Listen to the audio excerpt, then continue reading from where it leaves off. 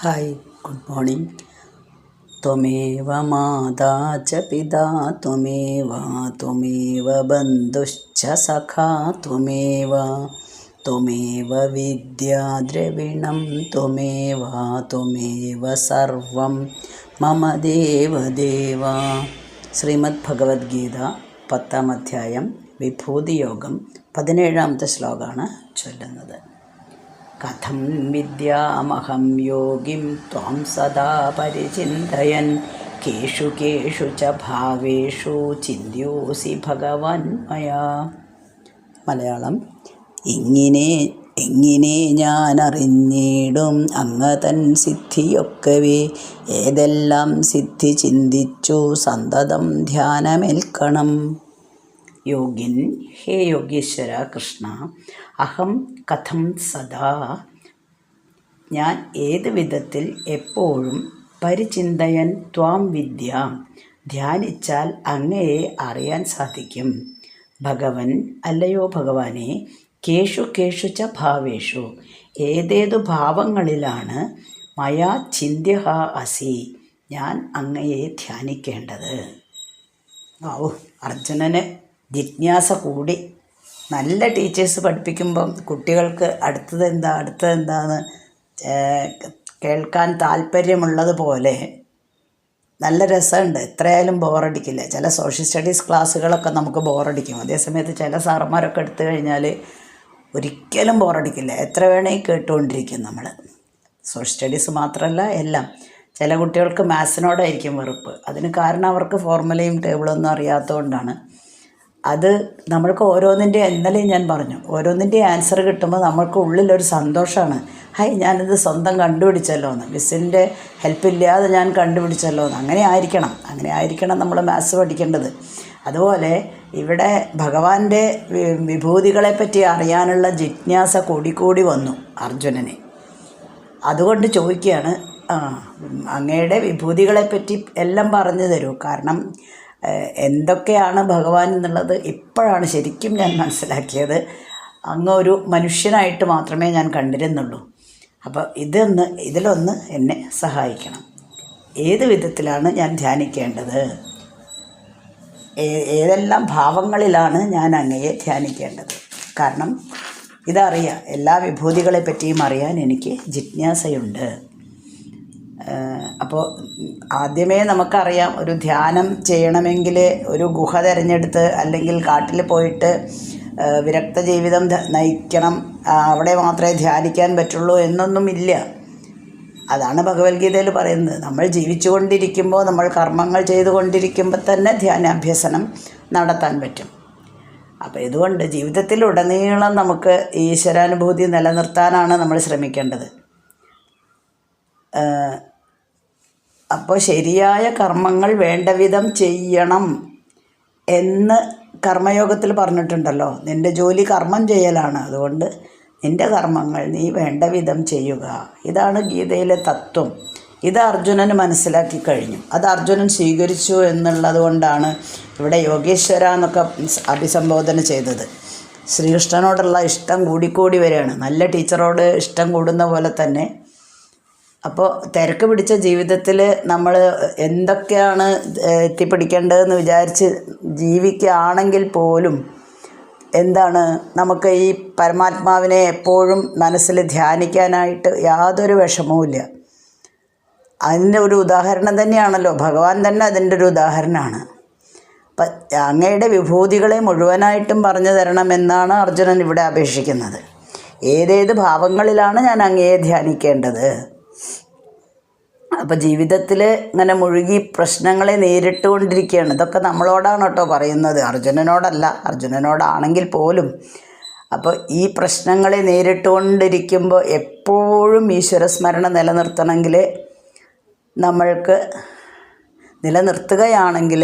നമ്മൾക്ക് ആ ജീവിത പ്രശ്നങ്ങൾ വളരെ നിസ്സാരമെന്ന് തോന്നും. അതുകൊണ്ട് ഒന്നും കൂടെ പറയുകയാണ്, എത്ര കേട്ടാലും എനിക്ക് മതിയായിട്ടില്ല. എനിക്ക് കേട്ടിട്ടും മതിയായിട്ടില്ല. അതുകൊണ്ട് ഒന്നുകൂടെ പറഞ്ഞു തരൂ. 18-ാമത്തെ ശ്ലോകം. വിസ്തരേണാത്മനോ യോഗം വിഭൂതിം ച ജനാർദ്ദന ഭൂയ കഥയ തൃപ്തിർഹി ശൃണ്വതോ നാസ്തി മേ മൃതം. മലയാളം. വിഭൂതിയോഗമെല്ലാതും വിസ്തരിച്ചോതിടേണമേ, അമൃതം നിന്റെ വചനം കേൾപ്പാനൊട്ടു കൊതിപ്പു ഞാൻ. ട്രാക്കിലേക്ക് വീണു അർജുനൻ. ജനാർദ്ദന, അല്ലയോ ജനാർദ്ദന, ആത്മനഃ യോഗം വിഭൂതിം ച, അങ്ങയിലേക്ക് ചേരാനുള്ള ആ യോഗം, അതും വിഭൂതിയും, യോഗവും വിഭൂതിയും വിസ്തരേണ ഭൂയഃ കഥയ, വിസ്തരിച്ച് ഇനിയും പറഞ്ഞു തന്നാലും, ഹി എന്തെന്നാൽ, അമൃതം ശൃണ്വതഃ, അങ്ങയുടെ ഈ അമൃതവാണികൾ കേട്ട് മേ തൃപ്തി നാസ്തി, എനിക്ക് മതിയായിട്ടില്ല, ഒട്ടും മതിയായിട്ടില്ല. ഭക്ഷണം കഴിച്ചാൽ നമുക്ക് മതിയാവുന്നില്ല എന്ന് പറയുന്ന പോലെ എനിക്ക് ഒട്ടും മതിയായിട്ടില്ല. ഒന്നും കൂടെ പറഞ്ഞു തരൂ, എന്താണ് അങ്ങയിലേക്ക് എത്താനുള്ള മാർഗം? കൂടാതെ അങ്ങയുടെ വിഭൂതികൾ, ഈ സംസാര ലോകത്തിൽ തന്നെ ജീവിച്ചിരിക്കുമ്പോൾ അങ്ങയുടെ വിഭൂതികൾ എന്തൊക്കെയാണെന്നും കൂടെ അറിഞ്ഞിരിക്കാൻ എനിക്ക് ആഗ്രഹമുണ്ട്. നമ്മളുടെ സയൻസും അങ്ങനെ തന്നെയാണ്. ആദ്യം നമ്മളൊരു സിദ്ധാന്തം പറയും. ആ സിദ്ധാന്തം എല്ലാവരും പെട്ടെന്ന് അംഗീകരിക്കില്ല. അതിനെപ്പറ്റി ക്രിറ്റിസിസം നടത്തും. ചിലരതിനെ അനുകൂലിക്കും, ചിലരതിനെ പ്രതികൂലിക്കും. അപ്പോൾ ഇതിൽ നമ്മൾ തമ്മിൽ ചർച്ചകൾ നടത്തിയിട്ട് ആവശ്യമില്ലാത്തവ തള്ളും, ആവശ്യമുള്ളത് നമ്മളെടുക്കും. അങ്ങനെ അവസാനം ഒരു നിഗമനത്തിൽ എത്തിച്ചേരും. അതേപോലെ തന്നെ ഒരു ജിജ്ഞാസ ഉണ്ടായിക്കഴിഞ്ഞു. ഇനിയിപ്പോൾ ജ്ഞാനമാർഗത്തിൽ പുരോഗതി വരുത്താൻ വലിയ ബുദ്ധിമുട്ടൊന്നുമില്ല. അതുകൊണ്ട് അർജുനന് ഇത്രയും ജിജ്ഞാസ ഉണ്ടായി എന്ന് അറിയുമ്പോൾ ഭഗവാനും ഉണ്ട് ഒരു സന്തോഷം. അപ്പോൾ അങ്ങയുടെ യോഗവും വിഭൂതിയും പറഞ്ഞു തരൂ എന്നാണ് പറഞ്ഞത്. കാരണം എന്താണ്? അങ്ങയുടെ വാക്കുകൾ എൻ്റെ മനസ്സിൽ ഒരു അമൃതധാരയായിട്ട് പ്രവഹിച്ചുകൊണ്ടിരിക്കുകയാണ്. അത് കേട്ടിട്ട് എനിക്ക് ഒരിക്കലും മതി വരുന്നില്ല. ധാരാളം ഇനിയും കേൾക്കണം എന്ന ആഗ്രഹം. ചില പ്രഭാഷണങ്ങളും അങ്ങനെ അല്ലേ, ആചാര്യന്മാരുടെ പ്രഭാഷണങ്ങളൊക്കെ നമ്മൾ എത്ര, ചിന്മയാനന്ദ സ്വാമിയൊക്കെ എത്ര കേട്ടാലും മതിയാവില്ല നമുക്ക്. എത്ര കേട്ടാലും കേട്ടുകൊണ്ടേയിരിക്കും മണിക്കൂറുകളോളം. പക്ഷേ ചില സ്ഥലത്ത് നമ്മൾ പോയി കഴിഞ്ഞാലോ അത്രയും ഇൻട്രസ്റ്റും ഉണ്ടാവില്ല. അതുകൊണ്ട് നമ്മൾക്ക് ഉറക്കം വരികയും ചെയ്യും. അങ്ങനെ സപ്താഹങ്ങളിലും പ്രഭാഷണങ്ങൾ കേൾക്കാനൊക്കെ പോയിട്ട് ഇരുന്ന് ഉറങ്ങുന്ന എത്രയോ പേരെ കണ്ടിട്ടുണ്ട്. കാരണം രാവിലെ ഇതിനൊക്കെയാണെന്ന് വിചാരിച്ച് ധൃതി പിടിച്ച് പോവും. പക്ഷെ അവിടെ ചെല്ലുമ്പോൾ ആ പറയുന്നത് അങ്ങോട്ട് നമുക്ക് ഉൾക്കൊള്ളാനായിട്ട് പറ്റുന്നില്ല. അത്ര നല്ല നല്ല തത്വങ്ങൾ മാത്രം പറഞ്ഞിട്ട് കാര്യമില്ല. അതൊരു രസിക്കുന്ന രീതിയിൽ, മറ്റുള്ളവർക്ക് രസിക്കുന്ന രീതിയിൽ കൂടെ പറയണം. അങ്ങനെ പറയുമ്പോൾ ശ്രോതാക്കളെ ധാരാളമായിട്ട് കിട്ടും. അവരതിൽ തന്നെ ലയിച്ചിരിക്കും. അതുപോലെ ഭഗവാനെ, അങ്ങയുടെ വാക്കുകൾ കേട്ട് എനിക്ക് മതി വരുന്നേ ഇല്ല. ചില കുട്ടികളും അങ്ങനെ തന്നെയല്ലേ, ബുദ്ധി ശ്രദ്ധയുണ്ടെങ്കിൽ കുട്ടികളുടെ കാര്യം ജയം ഉറപ്പാണ്, നല്ല ഫലം ഉണ്ടാവും. അതേപോലെ തന്നെ ഇവിടെ അർജുനനും ബുദ്ധിയും ശ്രദ്ധയുമുള്ള ഒരു ശ്രോതാവാണ് അർജുനൻ എന്ന് ഭഗവാനും മനസ്സിലായി. അതുകൊണ്ട് വീണ്ടും എനിക്ക് പറഞ്ഞു തരൂ. ഒരു ആവേശമാണ്, ഈ കേൾക്കാനുള്ള ഒരു ആവേശമാണ്. അതുകൊണ്ട് ഇതെല്ലാം കേട്ടപ്പോൾ ഭഗവാൻ മറുപടി പറയുകയാണ്. ഇനി 19ാമത്തെ ശ്ലോകം ഭഗവാനാണ് പറയുന്നത്. ശ്രീ ഭഗവാനുവാച ഹന്തതേ കഥയിഷ്യാമി ദിവ്യാ ഹ്യാത്മവിഭൂതയാ പ്രാധാന്യത കുരു ശ്രേഷ്ഠ നാസ്ത്യന്തോ വിസ്തരസ്യ മേ. ഭഗവാൻ പറയുന്നു 19ാമത്തെ ശ്ലോകം. ദിവ്യമെൻ സിദ്ധി പലതിൽ ചിലതോതാം പരന്തപ പ്രധാനമായ ദോതീടാം വിസ്തരിച്ചോതുവാൻ പണി. ഹന്ത കുരു ശ്രേഷ്ഠ. ശരി, ഭഗവാന് സന്തോഷമായി. ആകട്ടെ കുരുശ്രേഷ്ഠ. ദിവ്യാഹ ആത്മവിഭൂതയ, ദിവ്യങ്ങളായ ആത്മവിഭൂതികളിൽ പ്രാധാന്യത, പ്രധാനങ്ങളായവയെ തേ കഥയിഷ്യാമി, ഞാൻ നിന്നോട് പറയാം. ഹിമേ എന്തെന്നാൽ എൻ്റെ വിഭൂതികൾ വിസ്തരിക്കാൻ തുടങ്ങിയാൽ അന്തഃ നാസ്തി, ഒരവസാനവും ഉണ്ടാവില്ല. കടലിൻ്റെ തീരത്തെ മണൽത്തരികൾ എണ്ണുന്ന പോലെയാണ് ഭഗവാന്റെ വിഭൂതികൾ. അതെവിടെ എണ്ണി തീരാനാണ്? അതുപോലെയാണ്. അതുകൊണ്ട് പ്രധാനപ്പെട്ടത് മാത്രം ഞാൻ നിനക്ക് പറഞ്ഞു തരാം.